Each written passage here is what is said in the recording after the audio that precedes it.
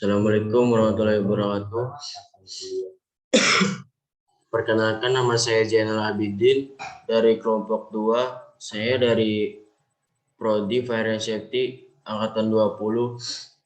Yang terhormat dosen pengampun yaitu Ibu Yanasari, MSIP. Saya akan menjelaskan tentang konsep fisika listrik.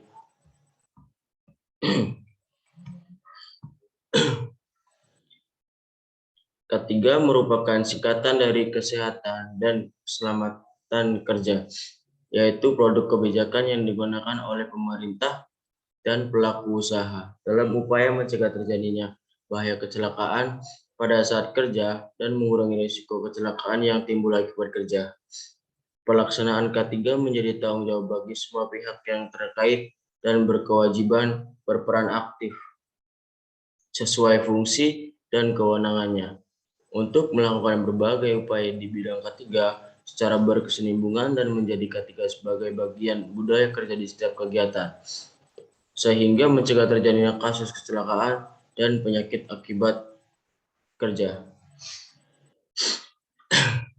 Agar dapat mencegah kecelakaan akibat listrik, kita perlu memahami mengenai cara kerja listrik dan penanganannya secara aman. Pengetahuan mengenai bahaya kelistrikan dapat memberikan aware kepada masyarakat untuk lebih berhati-hati, sehingga dapat menekan timbulnya kebakaran.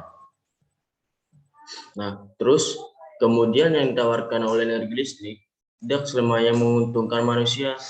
Manusia terkadang melakukan hal-hal ceroboh, seperti pencurian listrik yang dapat menyebabkan terjadinya konsleting listrik. Konsleting listrik tidak bisa dianggap sebagai hal sepele karena dapat menimbulkan kebakaran. Berdasarkan uraian di atas, maka penulis ingin menjabarkan tentang konsep dasar kelistrikan, mencakup masalah arus listrik sampai pada pemanfaatan energi listrik dalam kehidupan sehari-hari, serta mengenai pengamatan energi listrik. Pada dasarnya, energi listrik tidak dapat diperbarui apabila manusia tidak dapat menggunakannya secara efektif dan efisien. Maka energi listrik akan cepat habis. Secara tidak langsung, hal ini juga memperbesar efek pemanasan global yang mengancam kehidupan manusia. Semakin banyak penggunaan alat listrik, maka semakin banyak pula gas rumah kaca yang dihasilkan bumi. Pembangkit listrik tenaga uap (PLTU) menggunakan bahan dasar dari uap batu bara. Selain akan menguras sumber daya alam yang tidak dapat diperbarui, pemakaian batu bara juga akan menimbulkan efek lain, yaitu polusi udara, dan dapat mengakibatkan efek rumah kaca sebagai pemicu pemanasan global yang berdampak sangat buruk bagi kehidupan manusia dalam jangka panjang. Keselamatan dan kesehatan kerja ketiga adalah salah satu bentuk upaya untuk menciptakan tempat kerja yang aman, sehat, bebas dari pencemaran lingkungan,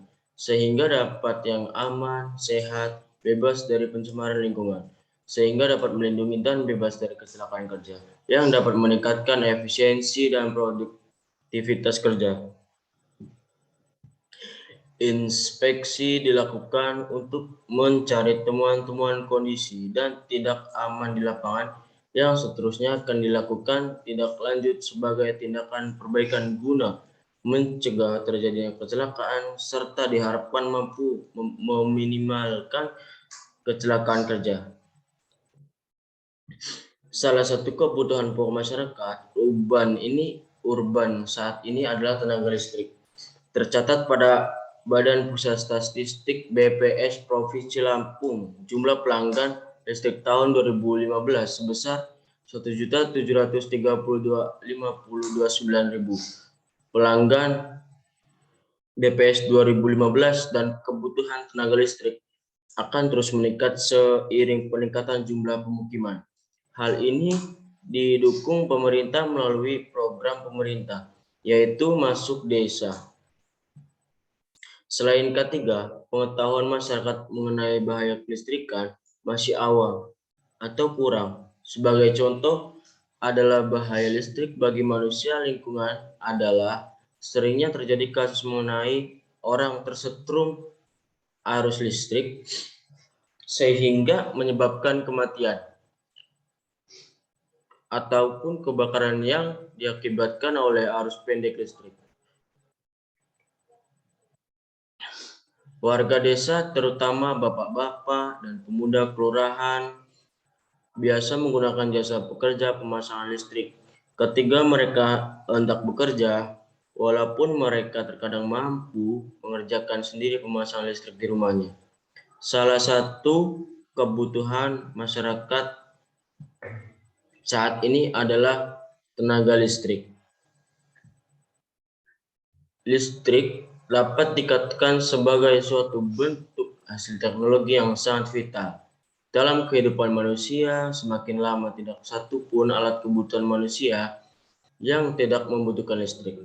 Oleh karena itu, manusia selalu berpikir bagaimana menciptakan dan menggunakan listrik secara efektif dan efisien. Keadaan ini tentu saja harus segera diatasi, mengingat saat ini hampir semua peralatan menggunakan listrik sebagai sumber energinya. Karena masyarakat dituntut untuk lebih kreatif dalam menciptakan sumber energi baru sebagai sumber arus listrik. Merupakan aliran elektron-elektron dari atom ke atom yang terjadi sebuah pengantar dan kecepatan dalam waktu tertentu. Penyebab timbulnya arus listrik tersebut dikarenakan adanya beda potensial pada kedua ujung penghantar yang terjadi karena mendapatkan suatu tenaga untuk mendorong elektron tersebut berpindah-pindah tempat. Kecepatan perpindahan arus listrik ini dapat disebut laju arus yang dapat ditulis dengan satuan, yaitu ampere. Pengukuran daya listrik dengan ohmmeter, ampermeter, dan voltmeter. Daya listrik adalah energi yang dibawa elektron yang bergerak tiap satuan waktu. Nah, saat ini saya akan menjelaskan tujuan. Tujuan umum, mengetahui gambar inspeksi K3 pada area BC Belcover di PT PJB Ubjom PLTU Pacitan, Jawa Timur tahun 2018. Tujuan khusus, kita dapat mengetahui gambaran umum, mengetahui gambaran input, pelaksanakan inspeksi K3. Nah, saat ini saya mau menjelaskan tentang metodologi pembuatan makalah. Jenis penulisan. Apa sih jenis penulisan itu? Penulisan makalah ini bersifat deskriptif analisis. Metode deskriptif analisis adalah metode atau cara kerja dalam suatu pemecahan masalah dengan mendeskripsikan, menggambarkan, menjelaskan, dan menganalisis situasi dan kondisi suatu objek. Permasalahan dari pandang penulis berdasarkan hasil telah pustaka yang menunjang. Fokus penulisan, yaitu objek permasalahan adalah kecelakaan listrik di tenaga kerja hingga menimbulkan kebakaran. Penulis mencoba memberikan solusi di kedua permasalahan tersebut dengan cara berhati-hati untuk mencegah terjadinya kebakaran karena listrik. Terus ada sumber data. Sumber data yang digunakan pada ini adalah sumber data sekunder. Data sekunder dapat diperoleh dari pustaka yang menunjang, seperti textbook, jurnal, dokumentasi, dan data lembaga penelitian, maupun data instansi terkait yang relevan. Saya akan menganalisis data. Proses menganalisis data dilakukan seluruh data terkumpul. Analisis data dilakukan dengan cara membaca, mempelajari, menelah, dan membandingkan berbagai sumber pustaka, serta menginspirasikan hasil analisis sehingga dapat menjawab permasalahan. Tahap terakhir adalah menarik kesimpulan dari permasalahan yang terjawab. Kita beralih di tinjauan teori. Keselamatan dan kesehatan kerja ketiga sudah diterapkan oleh berbagai instansi atau perusahaan. Ketiga penting dan wajib dilakukan oleh perusahaan sebagai salah satu bentuk tanggung jawab melindungi pekerja dari berbagai macam risiko pekerjaan yang terjadi. Menurut OSHA, Occupational Safety and Health Administration, yang merupakan bagian dari Departemen Tenaga Kerja Amerika Serikat, K3 memiliki tujuan untuk mewujudkan sistem dan lingkungan kerja yang aman, serta menjamin agar terciptanya kesejahteraan pekerja di lingkungannya dalam pelaksanaan kegiatan kerja. K3 juga telah diatur di Undang-Undang dan Peraturan Menteri Tenaga Kerja. Jadi, bagi perusahaan yang tidak menerapkan K3 dengan semestinya atau tidak secara maksimal dalam menjalankannya, bisa dikenakan sanksi oleh negara. Selain K3, pengetahuan masyarakat mengenai bahaya kelistrikan masih awam atau kurang. Dengan diadakannya kegiatan sosialisasi tersebut, diharapkan mampu meningkatkan kesadaran warga sekitar, serta meningkatkan standar keamanan dan instalasi listrik. Selain itu, luaran yang ingin dicapai dari sosialisasi dasar teknik instalasi listrik adalah pengetahuan dasar kelistrikan, manajemen penggunaan listrik, serta meningkatkan keterampilan teknis pada instalasi listrik, khususnya listrik rumah tangga. Warga desa, terutama bapak-bapak pemuda di kelurahan, biasa menggunakan jasa pekerja pemasangan listrik ketika mereka hendak bekerja, walaupun mereka terkadang mampu mengerjakan sendiri pemasangan listrik di rumahnya. Saya akan menjelaskan tentang isi dari makalah tersebut. Kecelakaan terkait dengan listrik pastinya dapat terjadi di tempat kerja. Data dan Biro Statistik Keburuhan Amerika Serikat menyebutkan bahwa dari tahun 1992 sampai 2007 terjadi kecelakaan fatal yang mengakibatkan kematian karena kontak dengan arus listrik sejumlah total 4.455 kasus kematian, dengan rata-rata 278 kasus kematian terjadi setiap tahunnya. Bahaya listrik merupakan bahaya yang sangat serius. Bahaya listrik atau risiko listrik yang ada meliputi 4 hal, yaitu kebakaran. Energi listrik menimbulkan panas, dan apabila panas ini berlebihan, mengakibatkan isolasi kabel listrik menjadi rusak, yang bahkan akan timbul api, yang dapat menjadi kebakaran. Kita tahu bahwa kilang PT Badak adalah kilang membuka gas alam, yang memiliki resiko terjadinya kebocoran gas yang mengarah ke pusat-pusat distribusi listrik, MCC, atau terminal-terminal listrik yang biasa mengakibatkan kebakaran atau ledakan terjadi akibat terjadinya kebakaran. Yang kedua adalah ledakan.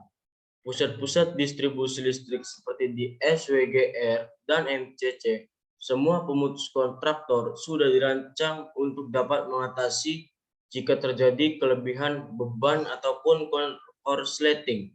Tetapi oleh sesuatu hal dapat terjadi ledakan pada breaker kontraktor ini disebabkan oleh cara pengoperasian yang salah. Misalnya breaker atau kontraktor motor di MCC 4160 volt ini jenisnya tidak boleh dimatikan pada keadaan masih ada beban. Yang ketiga yaitu radiasi. Unit-unit pembangkit listrik atau distribusi listrik tegangan tinggi sudah pasti ada radiasi yang ditimbulkan oleh arus induksi dari kawat penghantamnya. Sampai saat ini, efek radiasi listrik terhadap sel-sel penting dalam tubuh manusia masih diperdebatkan oleh para pakar kelistrikan apakah berbahaya atau tidak. Penyebab terjadinya kecelakaan listrik diantaranya yaitu kabel atau hantaran pada instalasi listrik terbuka apabila tersentuh akan menimbulkan bahaya. Terus jaringan dengan hantaran telanjang, terus peralatan listrik yang rusak, kebocoran listrik, peralatan atau hubungan listrik yang dibiarkan terbuka, penggantian kawat sekring yang tidak sesuai dengan kapasitasnya, penyambungan listrik pada kontak-kontak dengan kotak khusus lebih satu atau bertumpuk. Terus di sini saya mau menjelaskan tentang listrik prabayar. Listrik prabayar merupakan layanan baru dari PLN untuk pelanggan dalam mengelola konsumsi listrik melalui meter elektronik berbayar. Dengan listrik berbayar, pelanggan biasa lebih mudah mengoptimalkan konsumsi listrik. Di samping itu, pelanggan tidak perlu berurusan dengan pencatatan meter di setiap bulannya.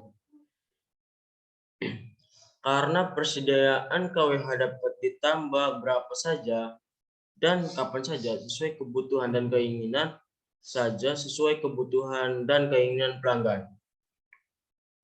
Latar belakang diluncurkannya program ini sebagai wujud komitmen PLN untuk terus meningkatkan pelayanannya kepada pelanggan dengan berbagai pencatatan meter. Jumlah tagihan yang tidak menentu setiap bulan, banyak pula keluhan mengenai tagihan listrik di rumah kontrakan atau kos. Dengan adanya listrik prabayar, pelanggan dapat dengan mudah mengendalikan kebutuhan banyak yang didapat oleh pelanggan. Nah, saya ini mau menjelaskan tentang token. Token adalah kode yang dimasukkan ke meter listrik prabayar sehingga dapat menyalurkan sejumlah listrik atau KWH tertentu ke instalasi konsumen. Token terdiri dari 20 angka yang bersifat unik hanya untuk meter prabayar tertentu. Token memiliki berbagai pilihan nilai tertentu. Contohnya yaitu 20.000, 50.000, 100.000, 250.000, dan masih banyak yang lainnya. Dan pelanggan pada saat membeli token dapat memilih nilai nominal sesuai dengan yang kebutuhannya. Token tidak memiliki expiry date atau kadaluarsa. Saya mau membahas tentang hasil pembahasan.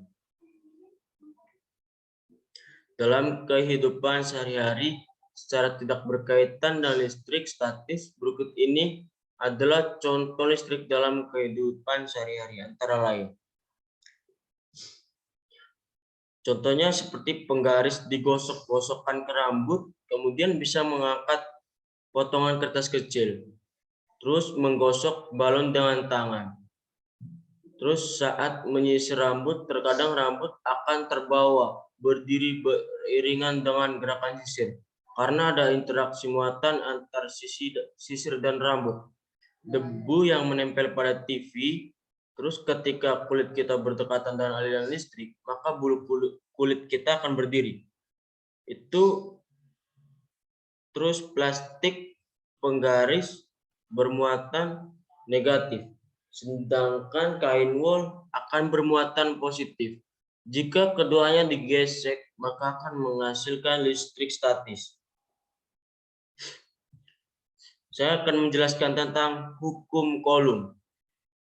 Berbicara tentang listrik statis, maka tidak akan lepas dengan hukum Coulomb. Berikut adalah pembahasannya. Menurut Coulomb, dua muatan yang berdekatan akan bekerja gaya tarik-menarik atau gaya tolak-menolak. Gaya tarik-menarik jika terjadi muatan berlainan jenis begitu, sebaliknya jika sejenis akan saling tolak-menolak.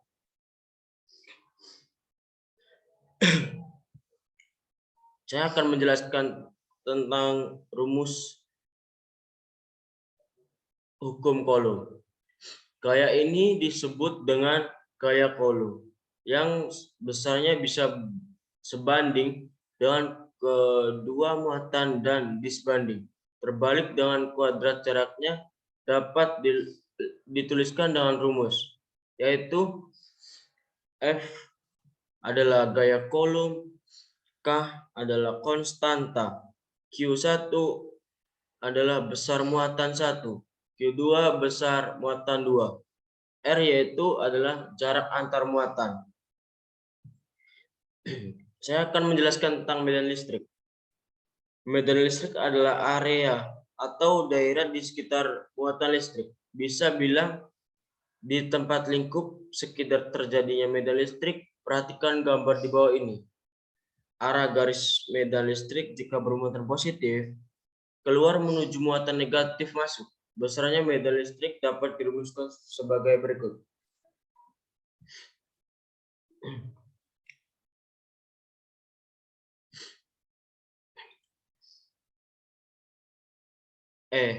yaitu adalah kuat medan listrik, K konstanta, Q adalah muatan listrik, dan R adalah jarak dari titik muatan sumber medan listrik. Saya akan menjelaskan tentang listrik statis. Berikut ini adalah fungsi listrik statis antara lain yaitu penangkap debu, penyegar udara, mesin fotokopi, pengecat mobil, mendidik tentang listrik dengan generator Van de Graaff. Kembali lagi ke penutup. Saya akan menjelaskan tentang kesimpulan. Berdasarkan hasil dan pembahasan pada sosialisasi dasar teknik instalasi listrik kepada seluruh warga, dapat disimpulkan bahwa pengetahuan masyarakat, khususnya warga Kecamatan Trimurjo atas persyaratan umur instalasi listrik masih rendah. Kegiatan sosialisasi ini telah memberikan dampak terhadap warga bahwa pentingnya pengetahuan akan standarisasi instalasi listrik sesuai dengan PUIL 2011. Kegiatan berlangsung dengan baik dan tertib. Warga memberikan feedback yang baik terhadap kegiatan sosialisasi dasar teknik instalasi listrik dan merasa bahwa perlu adanya peningkatan kehandalan dan keamanan pada instalasi listrik, khususnya kelistrikan rumah tangga ke depannya. Saya akan menjelaskan tentang saran dari konsep fiskal listrik ini, yaitu dari hasil kegiatan ini perlu kiranya dilakukan pelatihan secara khusus atau pelatihan lainnya yang lebih insentif untuk lebih meningkatkan keahlian para peserta. Dalam kegiatan sosialisasi ini tidak terdapat hambatan dan kegiatan berjalan dengan baik serta dari pemateri maupun peserta terjalin komunikasi dengan baik. Secara sistematis, fungsi manajemen menggunakan sumber daya yang secara efektif dan efisien. Untuk itu tidak perlu diterapkan fungsi-fungsi dalam manajemen itu sendiri seperti planning, organizing, aquating, dan controlling. Dengan demikian dapat dicapai tujuan proyek yang optimal. Dalam melakukan planning maupun itu perencanaan, perlu diperhatikan beberapa faktor antara lain waktu pelaksanaannya, waktu pemesanannya, waktu pemasukan material, alat, jumlah, dan kualifikasi tenaga kerja, metode atau teknik pelaksanaan, dan sebagainya.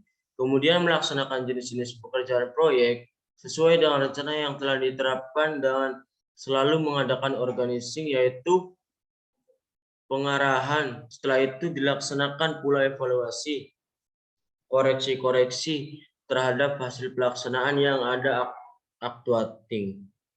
Terakhir adalah controlling, yaitu memonitoring, mengawasi, dan mengendalikan pelaksanaan proyek tersebut sehingga berjalan sesuai dengan schedule yang ada dan optimal. Sekian presentasi makalah dari saya. Saya ucapkan terima kasih. Assalamualaikum warahmatullahi wabarakatuh.